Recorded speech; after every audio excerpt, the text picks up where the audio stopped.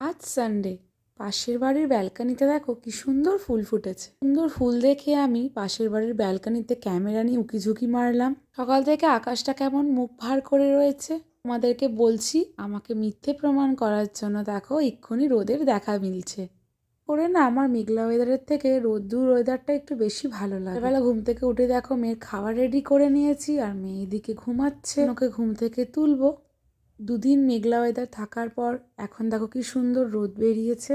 মেয়েকে সকালবেলা ডাকার আগে একটু আমি ভিডিও করে নিলাম। এরপর আবার কখন মেঘলা হয়ে যাবে তার কোনো ঠিক নেই। কালকে রাতে আমাদের বাথরুমে একটা প্যাঁচা ঢুকে গিয়েছিল, এবার অনেক কষ্টে ওকে বের করা হয়েছে। ঘুম থেকে উঠিয়ে খাইয়ে দাইয়ে এখন চলে এসেছি রান্নাঘরে।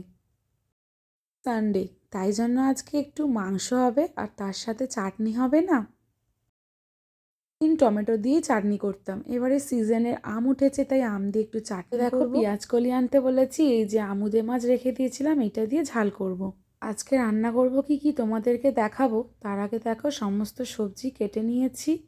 আর এখানে দেখো কালকের চাউমিন ছিল, এটা আর খাবো না। আজ একটু বেলা করে মুরগির মাংস নিয়ে এসেছে, তাই মেয়ের আগে মাংসটা বসাতে হবে। নেই আদা রসুন ফ্রিজে ছিল, তাই দেখো এভাবে গলিয়ে নিচ্ছি। মেয়ের মুরগির মাংসটাকে প্রেসার কুকারে সিটি দিয়ে নিচ্ছি। ভাতও হয়ে গেছে আর এদিকে দেখো শাক ভাজবো বলে কড়া বসিয়ে দিয়েছি। আলু আর শিম কেটে নিয়েছি তরকারির জন্য। এখন মেয়ের পাপা এসেছে, ও দেখি কি করছে পাপার সাথে। সারাদিন টিভি দেখার সময় পায় না, তাই এখন একটু এসে টিভি দেখছে, পাশে বসে খেলা করছে।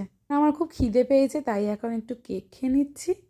দেখো মেয়ের রান্না হয়ে গেছে আর মেয়েকে খাওয়ানো শুরু করে দেখায়নি। দেখো মেয়ের কি সুন্দর করে চুল কেটে দিয়েছি। একদমই খাবার খেতে চায় না, তাই জন্য দেখো একটু চাটনি দিয়ে ওকে ভাত খাওয়াচ্ছি আজকে।